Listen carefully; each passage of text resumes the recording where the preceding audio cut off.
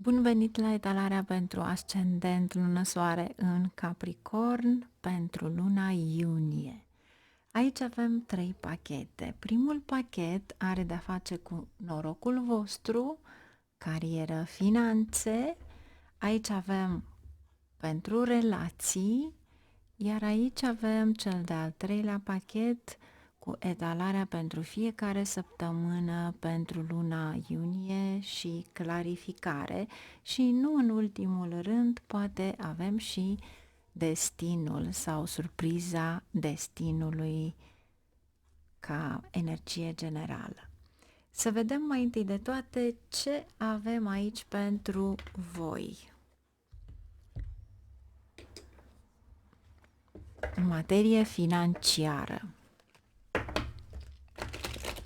ce avem pentru Capricorn? Ce ar trebui să știe Capricornii, de fapt?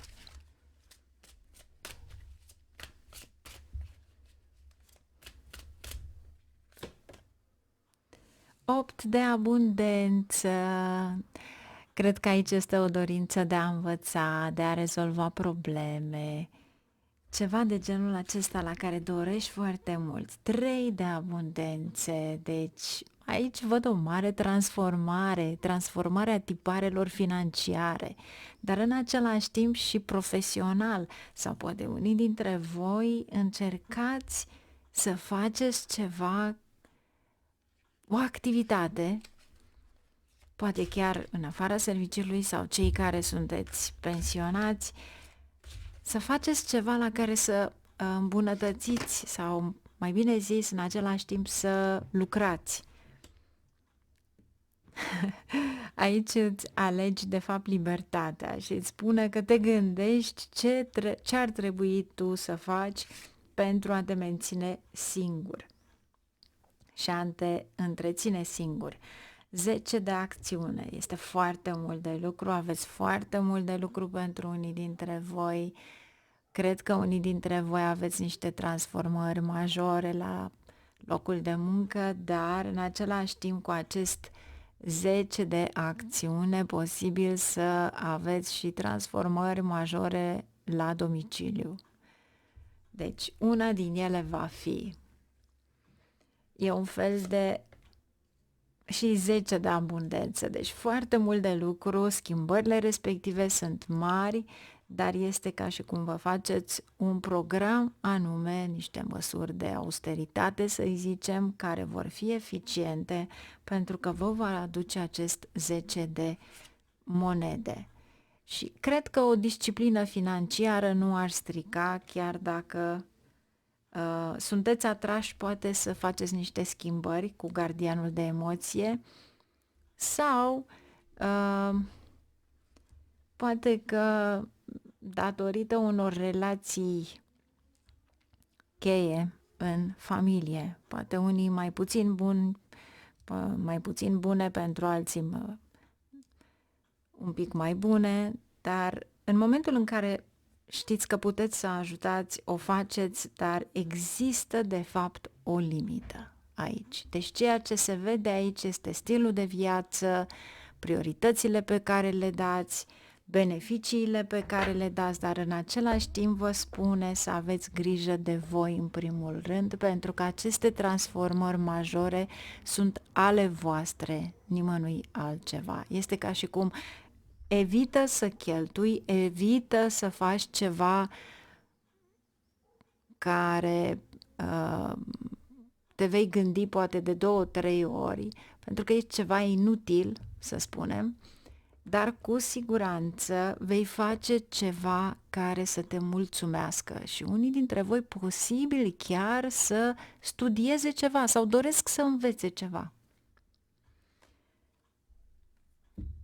Recunoaștere pozitivă. Este exact ca un soare care apare acolo și spune, știți, aici sunt niște oportunități, nu le-am așteptat, dar trebuie să le iau. Deci, pentru mulți dintre voi, eu mă bucur mai mult ca voi, pentru că e posibil să vină ceva în viața voastră care să vă aducă armonie în același timp. Deci, acordați prioritate la ceva la care o să vă placă, orice ați face, dar în același timp să folosiți acel talent sau ceea ce faceți pentru a face bani. Asta este ideea. Și o recunoaștere extraordinară. Toată lumea vă iubește și voi străluciți. Munciți foarte mult, asta este problema. Munciți foarte mult. Aveți voi 10 de monede, dar să știți că 10 de abundență, dar 10 de acțiune este munca voastră pe care o depuneți. Este extraordinar de mult. Să mergem să vedem relațiile. Ce avem aici cu relațiile? Pentru cei care sunteți în parteneriate, cei care sunteți singuri, cei care sunteți într-o relație sau poate chiar cei care sunteți căsătoriți. Să vedem ce avem aici pentru voi. Ce trebuie să știe Capricornii? Vă chemați sufletul pereche, afirmații pe care le faceți, o vacanță pentru unii dintre voi, finanțe și carieră. Vedeți, sunt 3 energii total diferite. Unii nu pot merge în vacanță pentru că gândul lor în vacanță va fi la finanțe și la cariera lor, alții vor să facă o vacanță, dar și-ar fi dorit să fie cu cineva, iar dacă eventual aveți deja o relație care de la începutul anului, să zicem, și vă gândiți la o vacanță, e mult mai ușor să mergeți către finanțe și carieră. Atracție. Deci, pentru toată lumea e posibil să fiți atracția sexului opus. Pentru unii dintre voi aici vă spune să acordați prioritate relației, să evitați conflictele pentru a menține armonia, pentru că îți spune să dai o șansă și să lucrezi pentru relația ta. Iar aici o nouă iubire. Odată ce deja începi să activezi o energie de a chema sufletul pereche și îți dorești acel ceva, înseamnă că te începi să atragi și vine cineva nou în viața ta, care posibil să fie chiar cineva dintr-o viață anterioară și posibil ambii să se roage pentru sufletul pereche. Nu contează vârsta, nu contează cât de mult v-ați căutat, ci contează fericirea voastră. Iar aici, cu siguranță, unii veți avea ceva de împărțit în familie, după cum am văzut de la primul pachet de la bani. E ceva acolo, cineva încearcă să ceară mai mult decât îi se cuvine și aici încercăm să facem ceva mai mult. Aici este o reconciliere și familială, dar nu va ține mult. Iar pentru cei care aveți o relație de la începutul anului, mai ales cu vacanța între și finanțe și carieră, vă spun că e posibil să meargă pe o perioadă de vară, după care apare o nouă iubire. Mergem să vedem etalarea pentru fiecare săptămână, să vedem ce avem aici pentru voi. Ce avem pentru voi cu etalarea pentru fiecare săptămână? Ce ar trebui să știți mai întâi de toate 4 de spade? Vi se spune să vă liniștiți, să luați o pauză. Deci o voi lăsa aici, după care vom merge cu etalarea propriu-zisă. Iar 4-ul acesta de spade, uneori, datorită oboselii, e posibil să treceți printr-o viroză, să vă îmbolnăviți. Prima săptămână, Hierofantul și comunitatea pe care o aveți în jurul vostru, sau poate unii dintre voi aveți o atracție aparte către spiritualitate. 3 de cupe, abundența și poate o petrecere, sunteți invitați la o petrecere. Pajul de săbii, cineva care se interesează mult să vadă ce faceți voi, dar nu sub o formă bună, iar aici este un 5 de cupe, o perioadă prin care veți trece, dar aveți senzația că nu se mai termină problemele în cea de-a 4-a săptămână. Nu este din cauza voastră, este ceva emoțional și este parcă din cauza unei anumite persoane. Poate fi un copil, poate fi cineva din familie cu care nu aveți o relație bună. De ce? Pentru că pajul acesta de spade asta ne spune. Posibil cineva care vorbește mult și fără rost, bârfește, vă certați, genul acesta de energie. Regina de bâte vă spune să fiți foarte activi și să nu lăsați niciodată acea putere să o lăsați, adică să nu vă lăsați moi, pentru că atunci va începe din nou o altă discuție. Iar aici aveți luna, 3 de monede. Vedeți că vi se cer niște bani pentru un tranzit anume sau o călătorie sau ceva de genul acesta unei anumite persoane, dar de fapt totul este o minciună. Mergem cu clarificarea. Hierofantul. Ce încearcă să ne spună Hierofantul? Ce ar trebui să știm în prima săptămână? Eremitul, poate unii dintre voi sunteți singuri, iar aici 6 de monede, posibil să faceți o donație sau să faceți o călătorie la locuri sfinte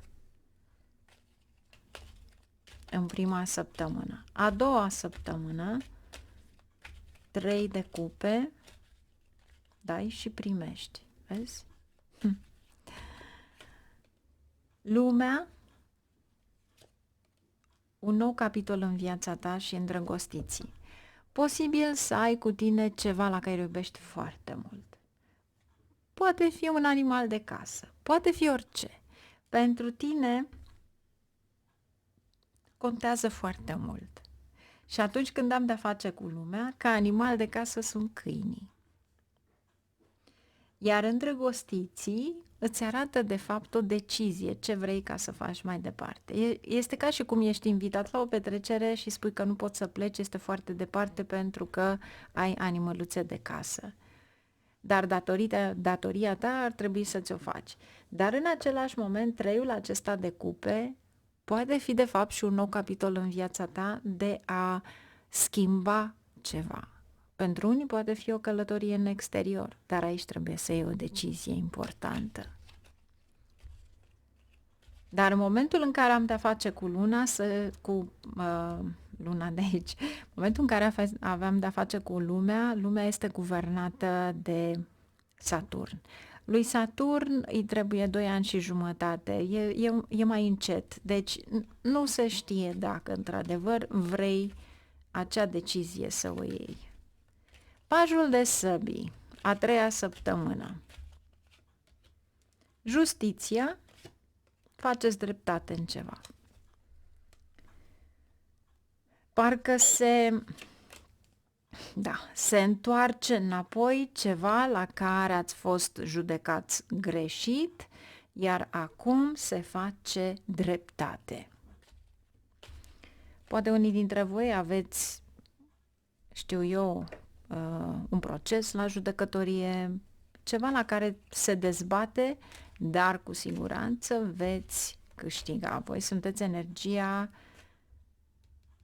justiției și, bineînțeles, judecata de apoi se face de fapt curățenie, să-i zicem.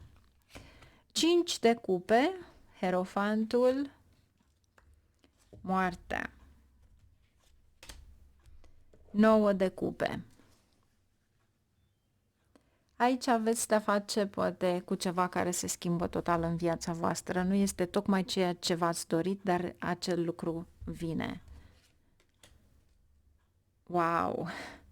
Avem regele de monede, iar aici avem regele de bâte. Pentru unii dintre voi posibil să apară persoana pe care ați așteptat-o întotdeauna în viața voastră, iar unii dintre voi posibil să fiți singuri datorită pierderei partenerului vostru și am senzația că nu v-ați dorit niciodată să mai vină cineva în viața voastră, dar aici mi-arată de fapt că apare cineva în viața voastră și că este un om care vă poate susține la bine și la greu.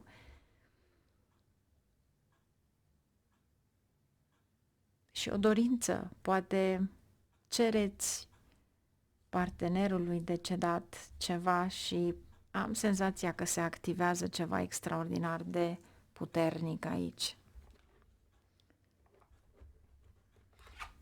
Universul vine să vă răspundă aici.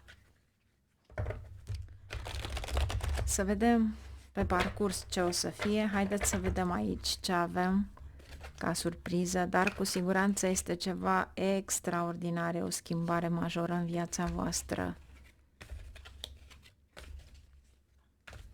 Poate chiar întoarcerea unui copil acasă.